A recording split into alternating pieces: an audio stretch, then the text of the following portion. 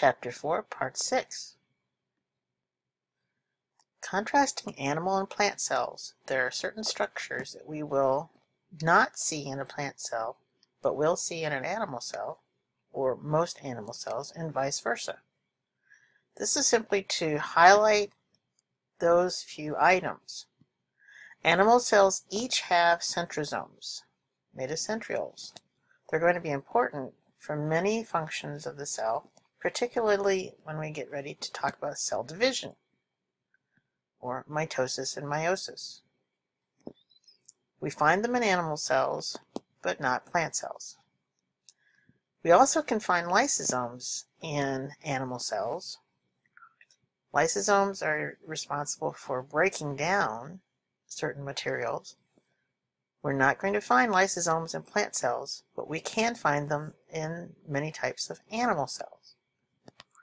For plant cells, we're going to see a cell wall that's going to be ideally just something we'd see in a certain type of plant cell, or cell that's found in algae or even fungi. But plant cells, we definitely are going to see cell wall, but not in an animal cell. We'll see a central vacuole in many types of plant cells, and chloroplasts.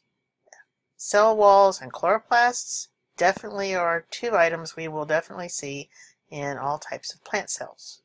A chloroplast is the location of a process called photosynthesis, and will appear green because of the certain pigments or colored chemicals in those chloroplast structures for capturing sunlight energy.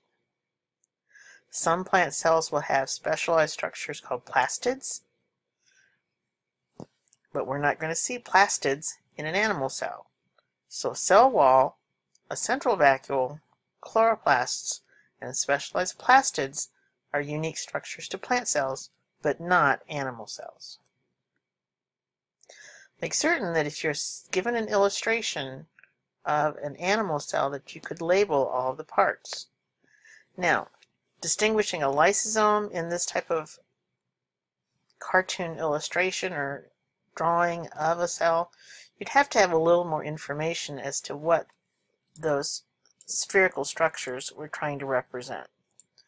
So a lysosome, you'd have to have that information that this is a specialized vesicle or specialized structure for the breakdown of certain types of materials.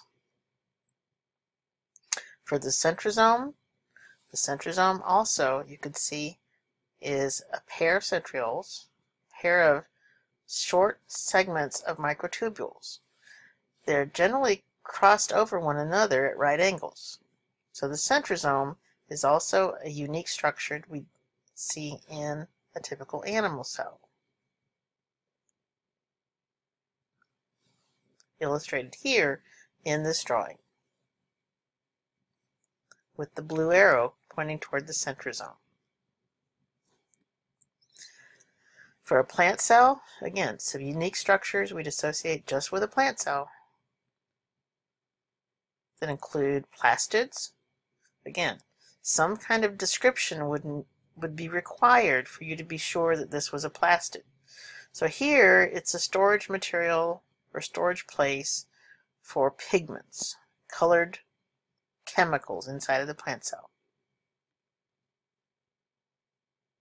The central vacuole is going to look sort of like an empty space. Now, it's not really empty, but it is a large structure that you're not going to find in an animal cell.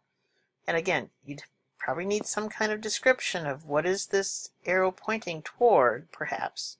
In this example, it's filled with cell sap or some kind of liquid. Central vacuoles can also be gas vacuoles. They can contain light gases that allow the cells to float. Chloroplasts, the site of photosynthesis. You can generally recognize a chloroplast even without a description because of the green color. Cell wall is going to be that thick outer covering on a plant cell that provides shape and protection. So make certain that you can distinguish a plant versus an animal cell, as well as the unique structures we'd only find in one or the other of those cells.